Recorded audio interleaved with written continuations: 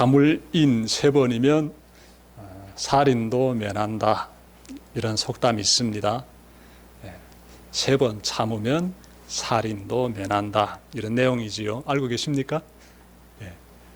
많이 참으라. 이런 내용인데 이 속담이 가지고 있는 이야기가 있습니다. 어느 한 농부가 산에 나무하러 올라갔어요. 나무를 좀 하는데 비가 내리기 시작합니다. 그래서 일찌감치 집으로 내려와요. 집에 도착해서 나무를 마당에 부려놓고 문손잡이 딱 잡고 문 열려는 순간 문 앞에 있는 집신 한 클레가 눈에 들어옵니다. 그런데 그 집신은요, 낯선 사람의 집신이에요. 그래서 그 문틈 사이로 이렇게 방 안을 몰래 들여다보게 됩니다. 그런데 글쎄 방 안에 머리를 빡빡 깎은 한 사람이 자기 부인과 함께 한 이불 덮고 자고 있는 거예요.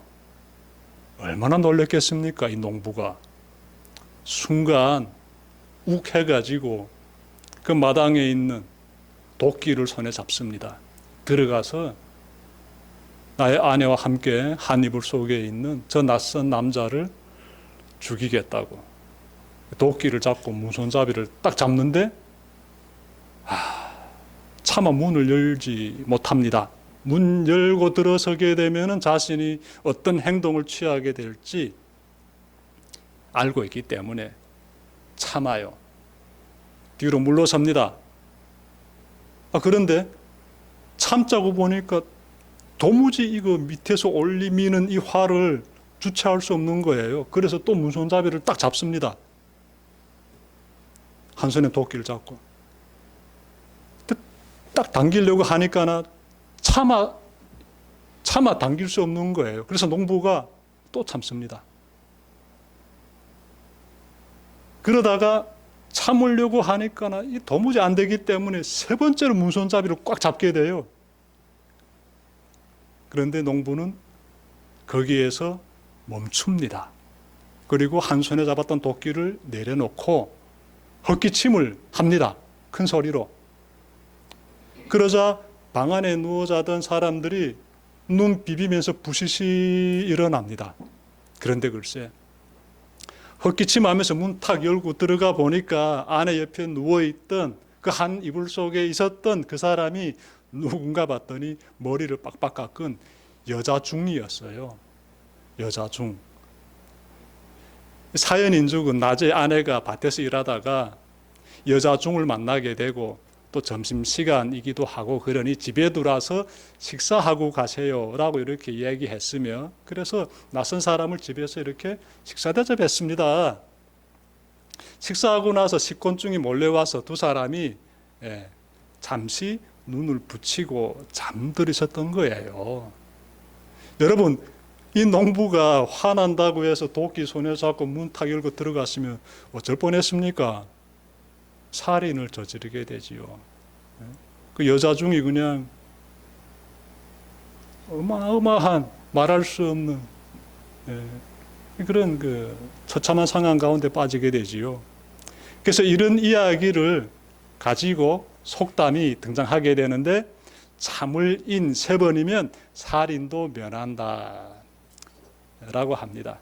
여러분들 아마 이런 내용들은 알고 계실 것 같아요. 그래서 아무리 화가 나도 최소한 3번은 참으라 라고 합니다.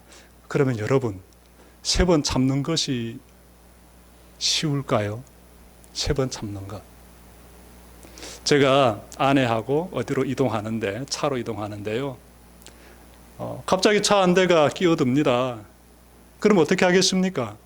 살짝 브레이크를 밟아서 앞차와의 간격을 맞춰줘야 됩니다. 그래서 앞차와의 간격 맞춰주면서 브레이크 살짝 밟았는데 뒤에 다른 차가 또 끼어드는 거예요. 화가 딱 나려고 하는 걸 참았습니다. 또 브레이크 살짝 밟으면서 앞차와의 간격 맞춰줬어요.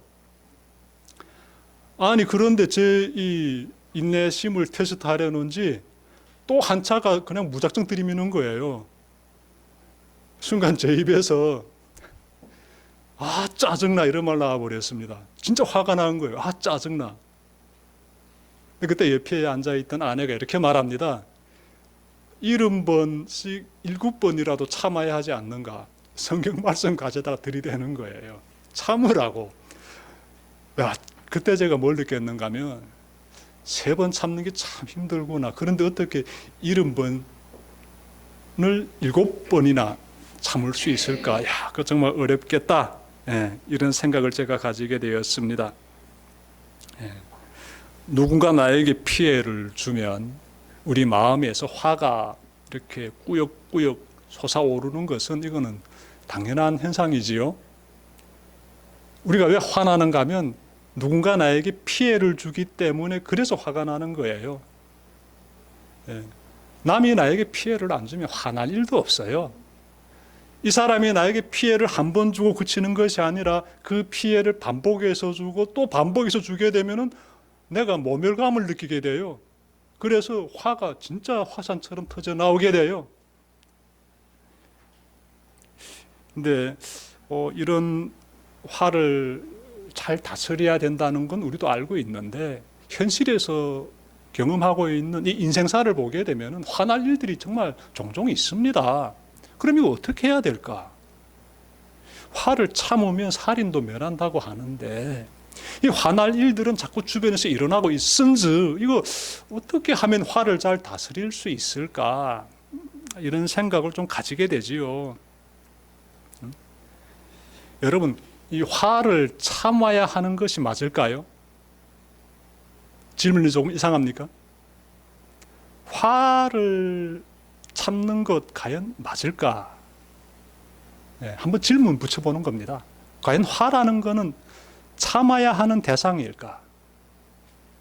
화는 참으면 문제가 해결되는가? 이 질문이에요. 근데 우리가 뭘 경험하는가 하면 화는 참게 되면은 그것이 그 가운데서 해소되는 것이 아니라 내면에 그 어떤 앙금으로 남아있게 된다는 것이에요. 화를 참게 되면은 내 마음 가운데 앙금이 싹 가라앉아 있게 된다는 거예요. 이 앙금이 어느 순간 되게 되면 또다시 확 위로 올라오게 돼요. 성경 보게 되면은요, 다윗이라는 사람이 있습니다. 잘 알고 있지요, 다윗이요. 근데 다윗이요, 이 사람이 임종을 앞두고 아들에게, 그 아들이 누군가 하면 솔로몬이에요. 한 가지 유언을 남깁니다. 무엇인가 하면 너는 요압이라는 사람이 편안히 이 세상을 떠나지 않게 해라 라고 말합니다. 무서운 말이에요. 다윗의 최측근이고 정말 이스라엘 민족사에서 큰 장군인 이러한 요압이라는 사람이 있는데 이 다윗과 함께 산전수전 다 겪은 사람이에요. 그런데 저 사람이 편안히 세상 떠나지 않게 해라 라는 유언을 남겼어요. 아니 왜 그런 유언을 남기지요? 그 아들에게. 사연이 있습니다. 이 요압이라는 사람이 뭘 했는가 하면요, 다윗이 하지 말란 일을 저지르게 되는데 다윗이 북이스라엘 군사령관인 아브넬과 좋은 관계를 맺으려고 하는데 이 군사령관 아브넬을 죽인 사람이 바로 요압이에요. 다윗의 뜻을 거스른 거예요. 그리고 다윗이 아마사라는 사람을 이스라엘의 군사령관으로 또 세웠는데 이 아마사를 죽인 사람이 요압이에요. 그러면 다윗 왕으로서는 굉장히 기분 나빠지지요.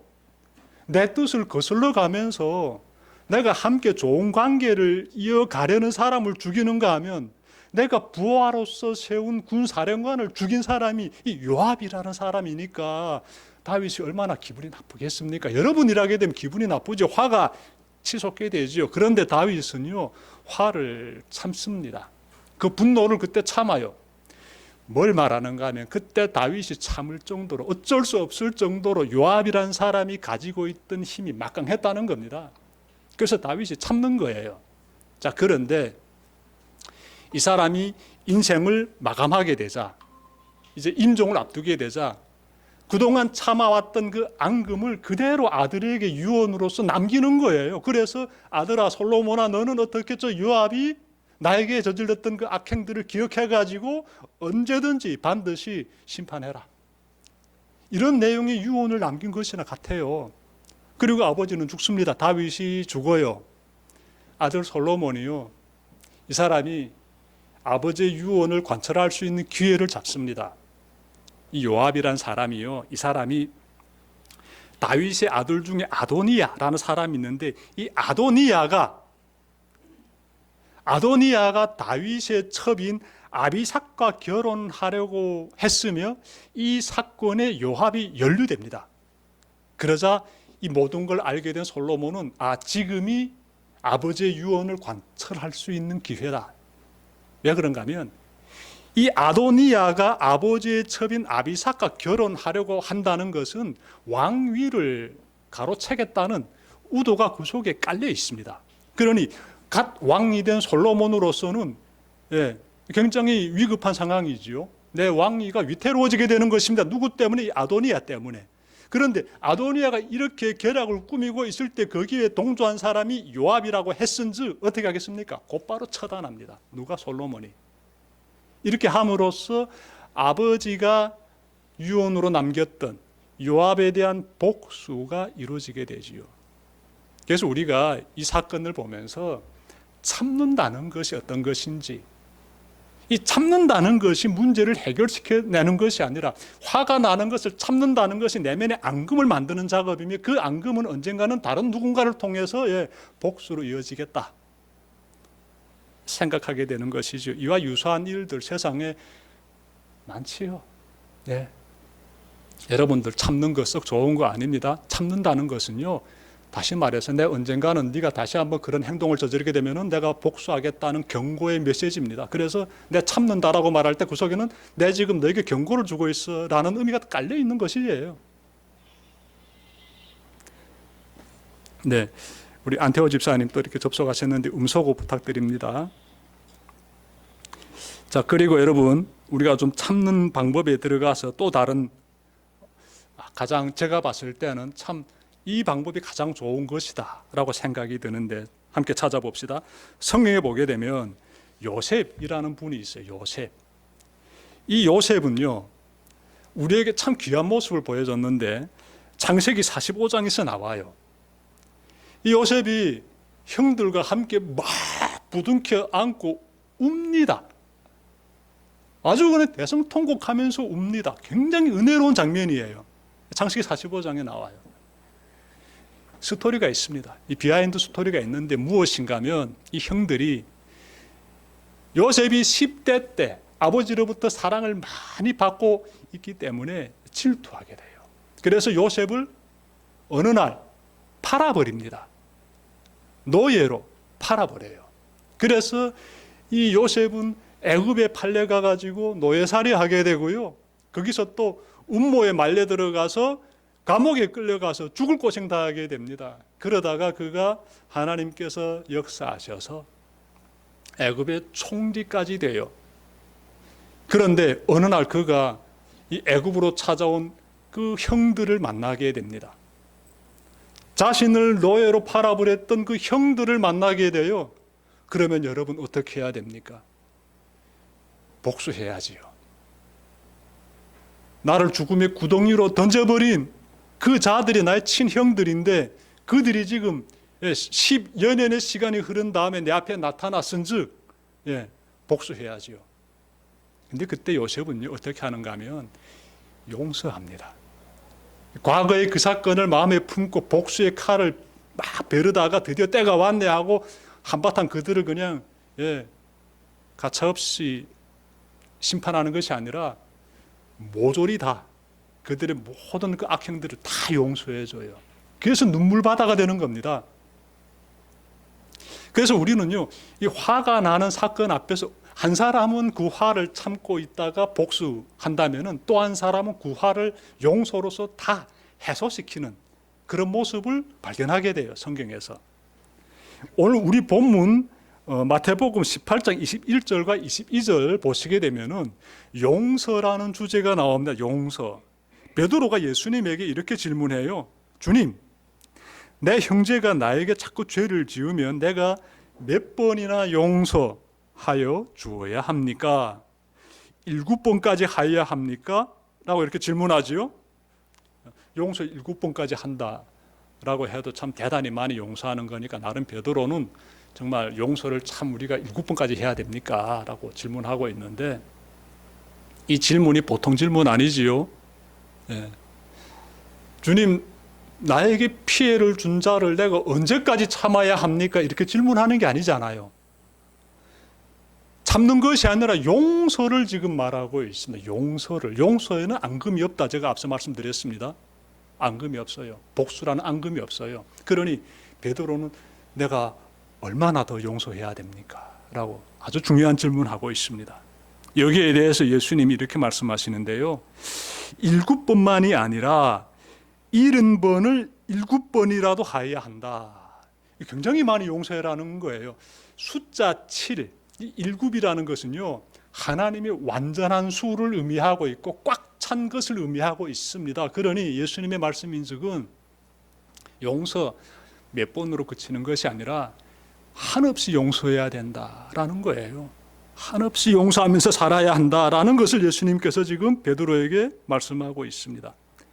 예수님은 우리가 화를 참는 것이 아니라 화를 나게 만든 장본인을 용서함으로써 마음에 이 화라는 그 자체를 품지 말기를 원하세요.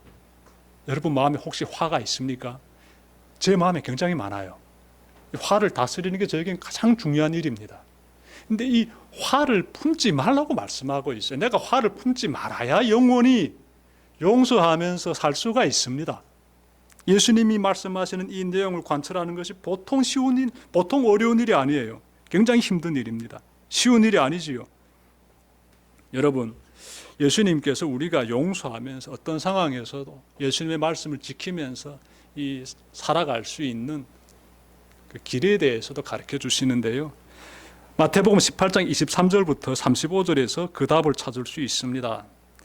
베드로를 비롯한 제자들도 사실 우리와 똑같은 심정이지요. 나에게 잘못한 사람 용서하는 것도 한두 번이지 어떻게 무한정 용서해 줄 수 있습니까? 라는 생각 그들도 가지게 되지요. 예수님은 그들의 생각을 다 읽으시고 나서 다 아시지요. 우리 생각을 예수님은. 그래서 우리가 어떻게 하면 그렇게 용서를 잘 하면서 살 수 있는지를 또 가르쳐 주십니다. 근데 예수님은 한 가지 비유를 들어서 말씀하세요. 비유의 내용을 보니까 다음과 같습니다. 은한 왕이 있는데 이 왕이 1만 달란트나 빚진 한 자를 마주하고 있습니다. 여러분, 한 달란트는 노동자가 16년 동안이나 1년 360을 쉬지 않고 일해야만이 모을 수 있는 어마어마하게 큰 돈입니다. 한 달란트가. 그런데 1만 달란트나 빚졌다라게 되면은 16만 년 동안이나 하루도 쉬지 말고 일해야만이 모을 수 있는 천문학적인 금액이에요. 이처럼 큰 돈을 빚진 사람, 1만 달란트나 빚진 사람이 왕 앞에 끌려왔습니다. 그래서 왕은요, 그 사람에게 너 자신과 너의 아내와 너 자식들 다 어떻게 모든 걸 다 팔아가지고 빚을 갚으라고 명령합니다. 왕이.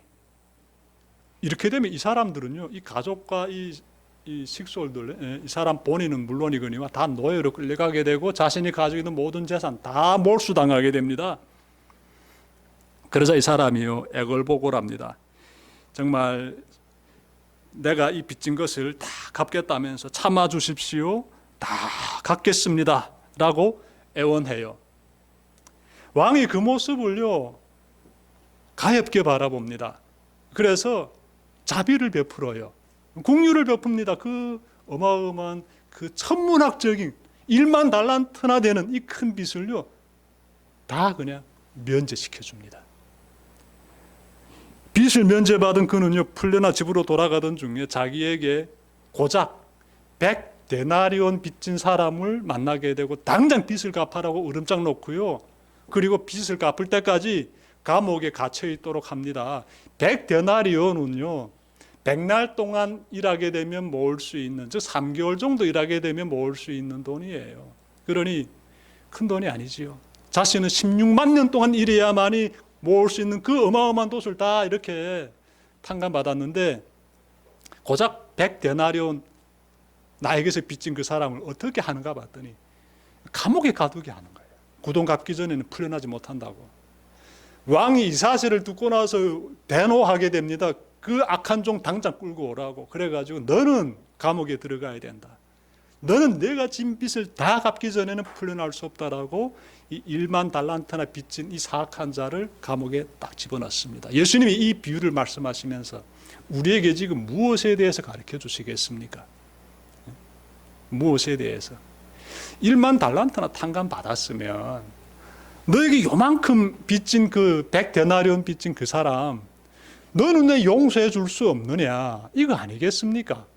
큰 은혜를 받았으면 큰 어마어마한 문제가 나에 의해서 이 왕에 의해서 네가 이렇게 다 해결됐으면 너는 너에게 조그만 고통을 준 그 사람 좀 용서해 주면 안 되겠느냐? 그 용서 못 해줬어? 이 사악한 놈아라고 말씀하고 있는 내용 우리가 좀 마음에 새겨야 되겠죠. 용서는 어떻게 해야 되는지 깨닫게 되는 것이지요. 왜냐하면 우리가 예수님의 은혜로서 솔직히 갱생된 사람들이 새롭게 변화된 사람들이 우리는 다 거듭난 사람들이지. 우리는 예수님의 은혜 아니면 우리는 과거에 그냥 그 삶으로 여전히 살아가는 사람들이죠. 죄를 짓고 그 죄의 심각성도 모르고 그냥 욕심과 욕망과 미움하며 시기하고 질투하면서 그냥 그렇게 살아갔겠지요. 그런데 우리가 예수님 은혜 깨달은 그 덕분에 우리가 변화되지 않았습니까? 야, 나의 죄를 예수님께서 십자가에서 다 씻어주셨으니 그 은혜 얼마나 크고 놀라운지요. 우리가 감사하면서 눈물 떨구지 않습니까? 주님 날 위해서 그렇게 자신의 생명까지 이렇게 바쳐주셨는데 그 은혜 내가 어떻게 내가 갚을 수 있겠습니까? 생명까지 던져주셨는데 내가 그 은혜 어떻게 하면 갚을 수 있겠습니까? 이런 생각을 가지고 살게 되면 나에게 죄를 지은 사람들을 어떻게 충분히 용서해 줄 수 있다는 거예요. 그래서 70번을 7번이라도 할 수 있다는 것이지요. 예수님께서 이 부분을 지금 말씀해 주고 있어요. 내가 구원받은 은혜를 기억하게 되면 내가 사는 동안에 용서하지 못할 일은 없다 라는 걸 지금 가르쳐 주시는 것입니다. 여러분, 용서를 잘하는 사람이 내면에 뭐가 없다? 화라는 앙금이 없어요. 그러니까 그리스도인들의 이 얼굴에서 비쳐나는 밝은 빛이 이 조작된 빛이 아니잖아요. 이 연극하는 사람들이 표출하는 그런 미소가 아니지 않습니까? 진짜 내면에서 우러나는 거지요. 그러니까 저는 우리가 그런 그 성화의 과정을 잘 걸어갔으면 좋겠습니다. 여러분이나 저나 여러분이나 마음에 이 화가 있잖아요. 그리고 참는다고는 하지만 그것이 언젠가는 시한폭탄이 되어가지고 막 공격의 날카로운 칼날이 되어가지고 막 사방을 휘두르지 않습니까? 근데 예수님 말씀을 마음에 새기게 되면 그게 얼마나 잘못된 것인지를 깨닫게 돼요. 문제는 참음으로써 해결되는 것이 아니라 용서함으로써 해결된다. 오늘 이 부분을 잘 마음에 깨달으시길 바랍니다. 용서하는 가운데는 화라는 앙금이 마음에 쌓여 있을 수 없다. 참지 말고 용서하며 삽시다. 우리 제가 윌리엄 폴 영의 장편 소설 오두막에 실린 이야기를 전함으로써 설교를 마치려고 합니다. 소설의 주인공은 맥이라는 사람인데요. 이 맥에게는 6살 된 아주 어여쁜 딸이 있습니다. 그런데 어느 날 정말 이 사람의 가슴을 갈기갈기 찢어놓는 사건이 일어납니다. 이 사랑하는 딸이 유괴범에게 납치돼 가지고 죽임당합니다. 그래서 이 맥은요 한순간의 사고로 딸을 잃게 됩니다. 그는 굉장한 고통 가운데서 하나님께 막 부르짖습니다. 하나님 도대체 왜 나에게 이런 재난을 안겨주십니까? 하나님께 매달리는데 하나님께서 그가 막 부르짖으면서 왜 하나님 우리 미사를, 딸 이름이 미사인데 미사를 보호해 주지 않습니까? 라고 막 울부짖을 때 하나님께서 그에게 한 가지 장면을 보여주십니다. 무슨 장면인가 하면 예수님이 십자가에서 못 박히신 그 손자국을 보여주십니다. 예수 그리스도가 이 땅에서 어떤 희생을 당하셨는지를 보게 하십니다. 그 순간 그 사람이 완전히 고통에 자기 상처의 울부짖음에서부터 주님의 그 고통으로서 이어지게 되는 그 은혜의 시간을 가지게 돼요. 주님의 고통을 느끼게 되는 겁니다. 그러면서 이 사람이 삶 가운데서 변화가 나타나기 시작하는데요. 참회의 눈물이 터져 나오게 되고 하나님은 그에게 놀라운 장면을 보여주세요. 맥은 자신의 사랑하는 딸이 정말 유괴범에게 끌려가서 피 흘리며 죽임당한 그것만 지금 알고 막 고통스러워하는데 그에게 그 사랑하는 딸 미사가 천국에서 아름다운 곳에서 뛰어노는 그 장면, 그리고 아빠를 향해서 막 뛰어오는 또 미사의 모습을 하나님께서 보여주십니다. 그때 이 맥은 뭘 깨닫는가 하면, 아, 우리 미사가 지금 살아있구나. 이 세상에서 이렇게 끝나는 것이 아니구나. 영원한 생명의 나라가 있구나를 이 맥이 그때 깨닫게 돼요. 자, 그리고 나서 하나님께서 맥에게 어마어마한 요구를 하십니다. 어떤 요구인가 하면 내 딸을 죽인 그 자를 용서하라고 말씀하십니다. 아니, 연합을 일하게 되면 어떨 것 같습니까? 내 딸을 죽인 그 철천지 원수를 하나님이 심판하셔야지요. 아니, 근데 하나님이 왜 그 자를 나에게 용서해라고 말씀하십니까? 아마 펄쩍 뛸 거예요. 여러분들도. 이 맥도 마찬가지입니다. 도무지 받아들일 수 없습니다. 하나님하고 펄쩍 뛰어요. 그때 하나님께서요, 그에게 이렇게 말씀하십니다. 용서는 어떤 것을 봐주는 게 아니다. 그 사람은 절대로 자유로울 수 없다. 여기서 그 사람은 살인자를 가리키고 있습니다. 그 사람은 절대로 자유로울 수 없다. 또 여기서 내가 정의를 행사할 의무도 없다. 그건 내가 알아서 할 일이다. 또 너의 딸 미사는 이미 그를 용서했다. 그러니까 소설의 내용인데 저는 이 부분이 참 중요한 내용이다라고 봐요. 심판은 하나님이 하시는 거야. 나에게 맡겨 내가 하는 거야. 너는 용서하는 일 내가 해야 될 일이야. 그리고 내가 용서해줬다고 해서 그 사람이 죄책감 가운데서 자유로워진 건 아니야. 그 사람은 절대로 자신이 지은 죄에 대해서 자유로울 수가 없다 라고 이렇게 내용이 전개되는데, 저는 조직 신학적으로 놓고 봐도 그렇게 문제 있는 내용은 아니다라고 보여집니다. 왜냐하면 이 책이 소설이기 때문에. 하지만 이러한 일들은 우리 인생에서 일어나는 일들이고, 이러한 고통의 문제, 우리가 대면하게 되는 문제들이기 때문에 나에게 정말 살인자, 내가 반드시 복수해야 되는 철천지 원수 같은 자가 눈앞에 있다면 어떻게 처신해야 될까? 이 정말 궁극적인 질문이 되지요.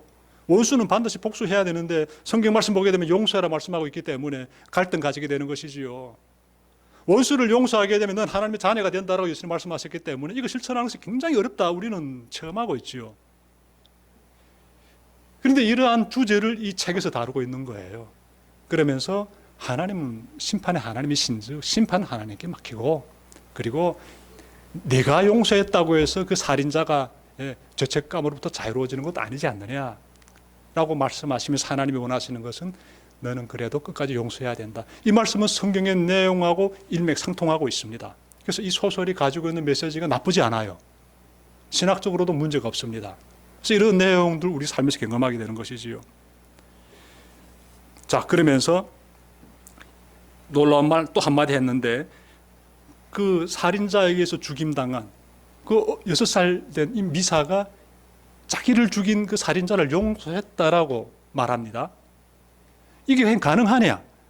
이어진 내용 보니까 하나님이 그에게 이렇게 말합니다. 그 아이 안에 내가 거하기 때문에 그것만이 진정한 용서가 이루어질 수 있는 방법이다. 미사, 그 6살 된 그 딸의 마음에 하나님이 함께 하시기 때문에, 그렇기 때문에 이 미사가 자신을 죽인 살인자를 용서해 줄 수 있다는 거예요. 우리가 예수님 안에 거하게 되면은 예수님이 우리에게 힘을 주셔가지고 우리가 원수 같은 자, 눈에 흙이 들어오기 전에는 결코 용서할 수 없는 그런 자일지라도 용서해 줄 수 있다는 것이에요. 용서해 줄 수 있다. 오늘 말씀 마음에 잘 새기시면서 여러분, 우리가 정말 얼마나 용서해야 될까? 이 질문에 분명하게 답을 내릴 수 있었으면 좋겠습니다.